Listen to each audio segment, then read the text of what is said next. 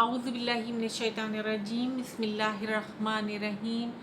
اللہم صلی علی محمد وعلی محمد۔ السلام علیکم سامعین ناظرین،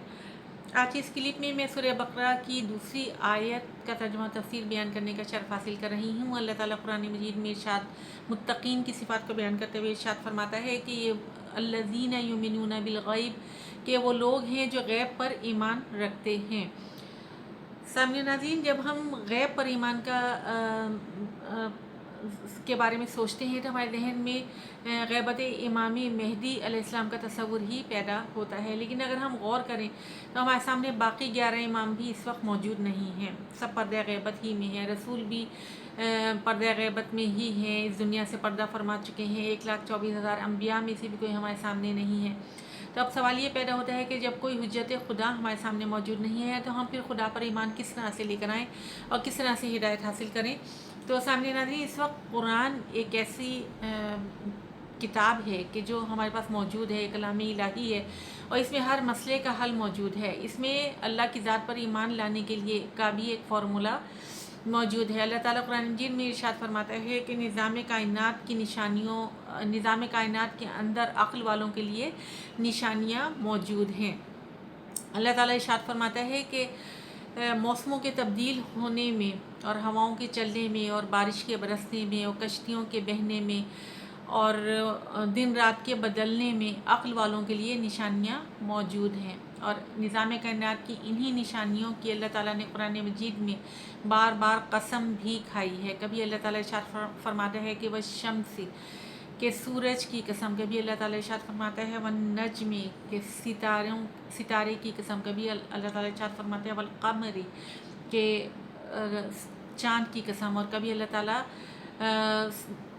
صبح کی قسم کھاتا ہے اور کبھی وقت عصر کی قسم کھاتا ہے۔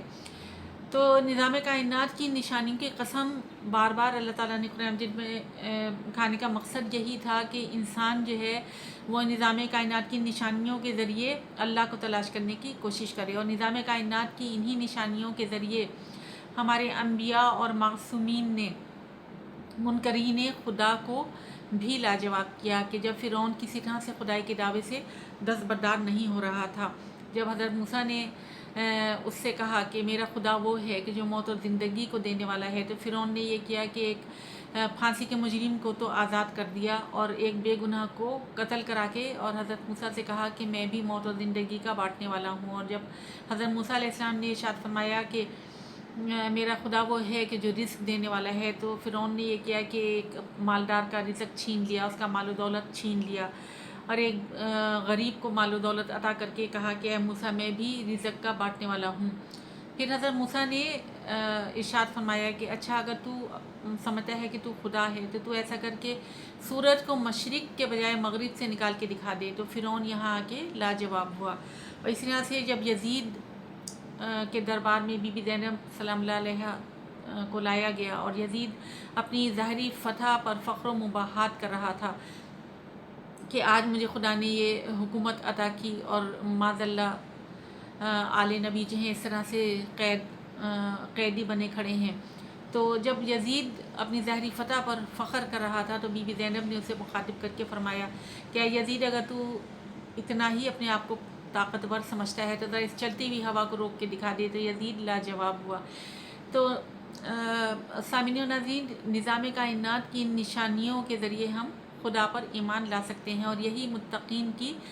ایک صفت بھی ہے۔ نیکسٹ کلپ تک کے لیے اللہ حافظ۔